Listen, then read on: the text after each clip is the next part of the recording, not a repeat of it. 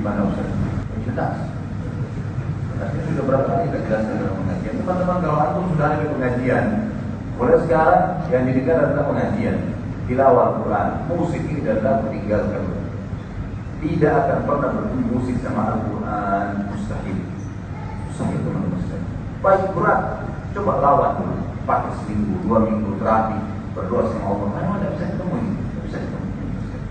Dan semua rata-rata ikhwan dan akhwat kita alhamdulillah sudah terapkan apa yang saya bilang ini. Akhirnya mereka terapi meninggalkan, dan setelah mereka meninggalkan sebulan, 2 bulan, mereka sendiri berkata, sungguh kami tidak tahu dulu kenapa saya sekonyol itu ya. Pakai beli uang itu banyak sekali, sampai ada yang masya Allah rumahnya penuh satu ruangan semua dengan DVD musik dan sejarah.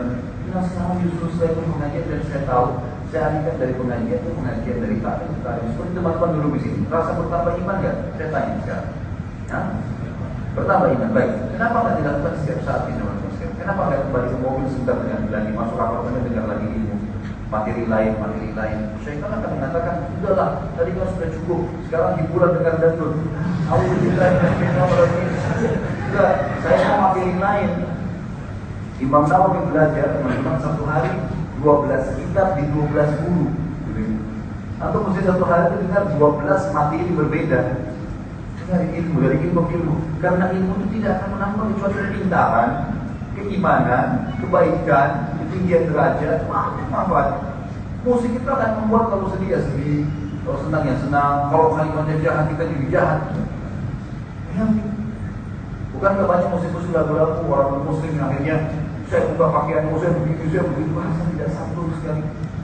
Kira-kira tidak berpengaruh pada orang, berpengaruh orang ini, berpengaruh gitu kan. Kata-kata cacian dan seterusnya semua tidak ada manfaat itu. Maka tidak bisa ketemu antara ini sama. Terus dari sekarang ceramah. Dari ceramah ke ceramah, ustaz ini ke ustaz ini, materi ini ke materi ini, lalu susun dengan rapi, buat seperti kurikulum sendiri. Kalau saya pribadi sudah buat di web kita resmi itu memang web ini kita susun secara rapi. Ada kajian yang ada Muslim, ada Bulughul Maram, ada Kabair, ada Riyadhus Shalihin, ada Mahkota Pengantin, ada serial sirah, ada serial sahabat, banyak, ada tabligh akbar, ada khutbah Jumat. Semua bisa disusun secara sistematis, ikutin. Kayak kurikulum kuliah. Hari Senin saya ikutin materi akidah, misal di Minhajul Muslim. Hari Selasa saya bahas masalah ibadah, sholat, wudu dan seterusnya.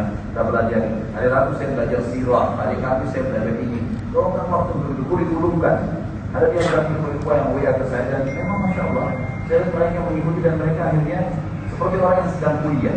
Bahkan saya waktu itu mendatangi salah satu negara non-muslim sebenarnya di Hong Kong. Waktu saya diundang dengan orang-orang kita, ada satu muslim di sana, dia buat semacam sekolah ya untuk orang-orang kita yang kerja di sana dari SD sampai S1.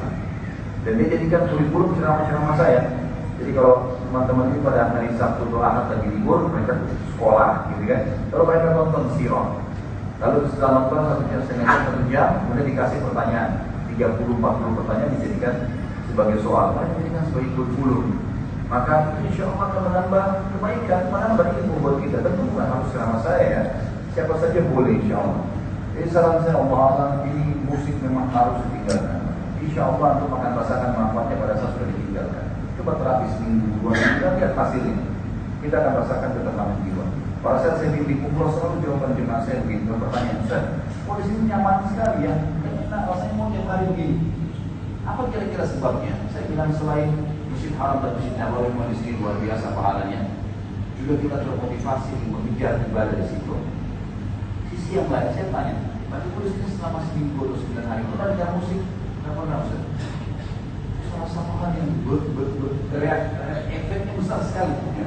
Besar sekali pada kejiwaan, sehingga memang kita tidak terganggu dengan ini. Sampai Abu Bakar mengistilahkan radhiyallahu musik itu dengan mazahirul syaitan, anak-anak panah syaitan.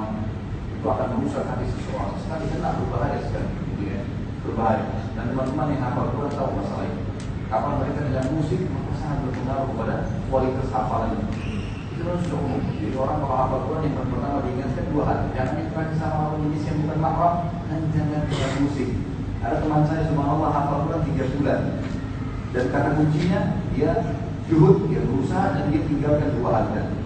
Gak pernah interaksi sama lawan jenis, dia tinggal di gunung, di pesantren sana dihafal sebagian, dan tidak pernah dengar musik selama 30 hafal 30 juz. Dan masya Allah sampai sekarang bertahan kepala kita. Nah, manfaat besar sekali. Jadi selama bersama dari Al-Quran ke Al-Quran dan Al-Quran kalau didengarkan kita usahakan ikuti terjemahan. Seperti itu Allah.